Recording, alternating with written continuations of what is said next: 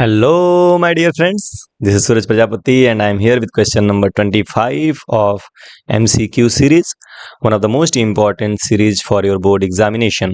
तो यहाँ पे क्वेश्चन है कि the two-digit number which becomes 5.6 of itself when its digit are reverse. जब उसके digits को reverse किया जाता है तो अपना 5.6 हो जाता है. The difference is the digit of the number being 1. Then the two digit number is, तो टू डिजिट नंबर क्या होगा? Okay, the two digit number which becomes 5.6 of itself when its digit are reverse. ये ध्यान में रखना है कि जब उसके डिजिट्स को आप रिवर्स कर देते हो तो वो कितना बन जाता है? 5.6 ऑफ इटसेल्फ बन जाता है. ठीक है, तो क्या होगा वो? और अच्छा, एक चीज और है कि the difference of the digits of the number is being 1. Okay, so अगर हम यहाँ पे लेट करें कि let two digit number is 10x plus y, है ना, 10x प्लस वाई, तो 10x प्लस वाई जो है, दो मेथड है इसको सॉल्व करने का. एक तो ऑप्शन को लेकर के सॉल्व कर सकते हैं और दूसरा मैनुअल मेथड जो है उसको लेकर के सॉल्व कर सकते हैं.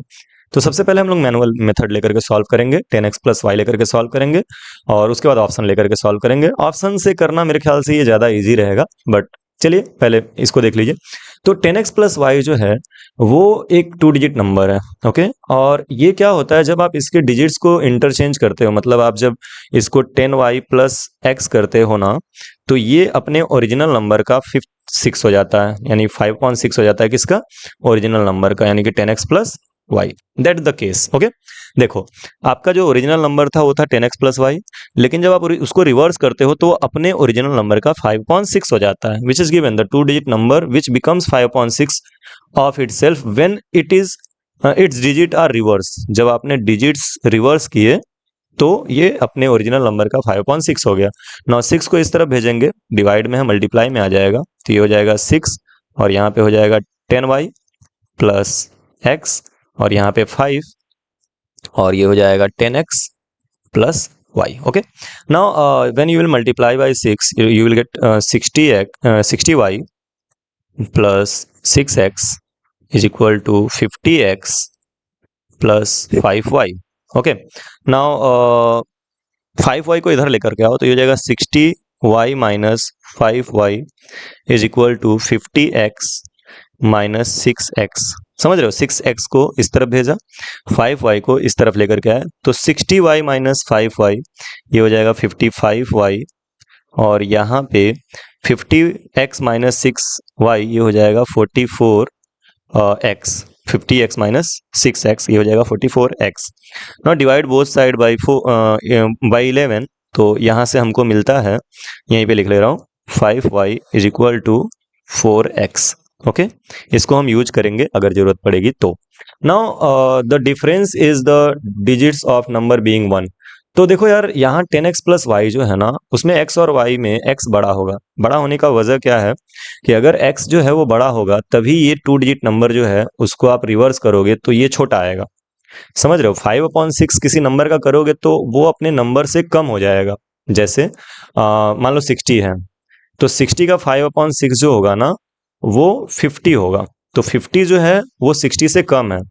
तो एक्चुअली अगर ये कम हो रहा है तो जाहिर सी बात है कि यहाँ पे y की वैल्यू x से क्या होनी चाहिए? कम होनी चाहिए. So that is why I am saying कि अपना जो यहाँ पे x है वो बड़ा होगा और y की वैल्यू क्या होगी? छोटी होगी.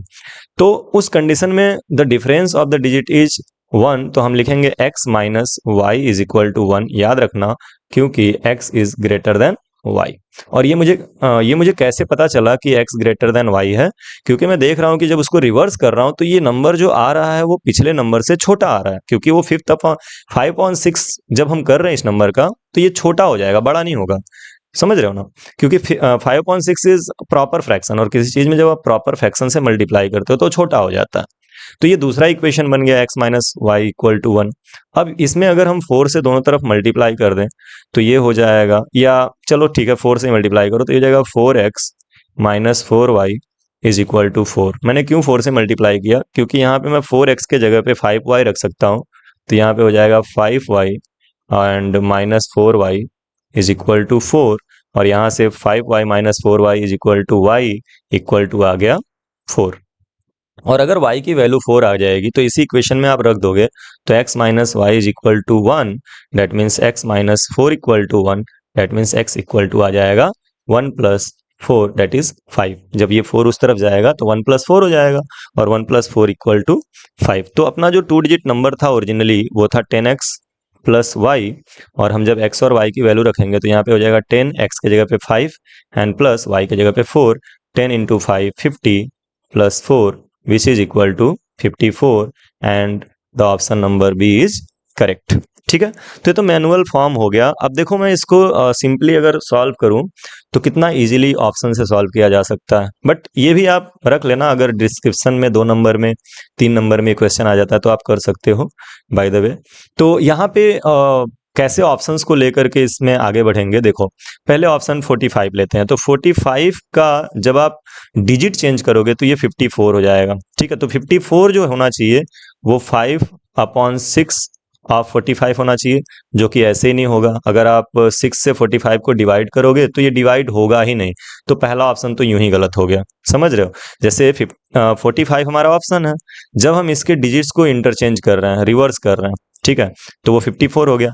नाउ 54 शुड बी 5/6 ऑफ 45, जो कि नहीं है, तो ये गलत हो गया। Now let us move to the question option number 54। तो 54 को जब आप रिवर्स करोगे तो ये 45 हो जाएगा, और 45 जो होना चाहिए वो 5/6 ऑफ 54 होना चाहिए। नाउ ये आपका आराम से इससे कट रहा है 9 टाइम में, एंड 9 5 जा 54। तो देखो 54 54 के इक्वल आ गया, यानी और इन दोनों का गैप भी जो है 1 का है, सो that is why this is the correct answer. Okay, 36 भी होगा नहीं, 36 इसलिए नहीं होगा क्योंकि 63 बड़ा हो जाएगा 36 से, तो यही आपका करेक्ट आंसर होगा।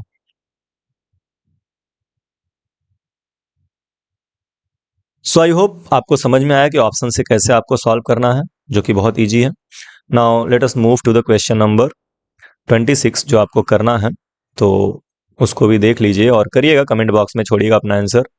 और टाइपिस्ट भाई ने नहीं टाइप किया है, ठीक है कोई बात नहीं, just will meet in the next video with question number 26। तब तक के लिए बाय बाय, टेक केयर।